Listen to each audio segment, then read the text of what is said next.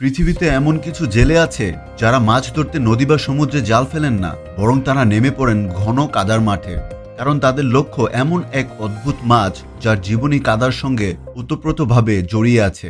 এই বিস্ময়কর প্রাণীটির নাম মাডস্কিপার। জোয়ার সরে যাওয়ার পর উপকূল জুড়ে তৈরি হয় বিশাল কাদাময় প্রান্তর।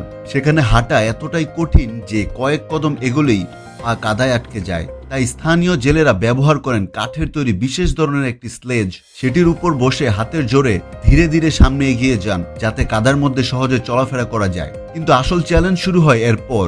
মাডস্কিপার অত্যন্ত সতর্ক স্বভাবের মাছ।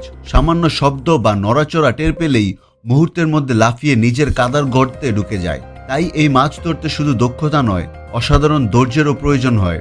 জেলেরা সঠিক সময়ের অপেক্ষায় থাকেন, তারপর নিখুঁত নিশানায় ছিপ ফেলে মাছটি গর্তে ঢোকার আগেই দ্রুত তুলে নেন।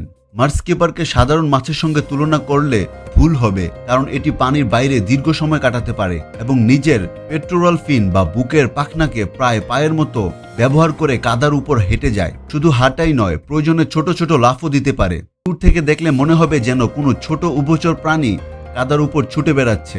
আরও মজার বিষয় হলো, মাডস্কিপার নিজের এলাকা নিয়ে ভীষণ সচেতন। অন্য কোনো মাডস্কিপার তার এলাকায় ঢুকলে সে পিঠের ডরসাল পাখনা উঁচু করে প্রতিপক্ষকে ভয় দেখায়। অনেক সময় দুইটি পুরুষ মাডস্কিপারের মধ্যে এলাকা দখল নিয়ে তীব্র লড়াইও শুরু হয়, যা দেখতে বেশ নাটকীয়। এই অসাধারণ মাছটি মূলত এশিয়ার উপকূলীয় ম্যানগ্রোভ বন, কাদাময় মোহনা এবং জোয়ার ভাটার অঞ্চলে বেশি দেখা যায়। পানিতে যেমন স্বাচ্ছন্দ্যে থাকে, তেমনি কাদার মধ্যেও অনায়াসে চলাফেরা করে। তাই মাডস্কিপারকে পৃথিবীর সবচেয়ে ব্যতিক্রমী মাছগুলোর একটি বললেও ভুল হবে না।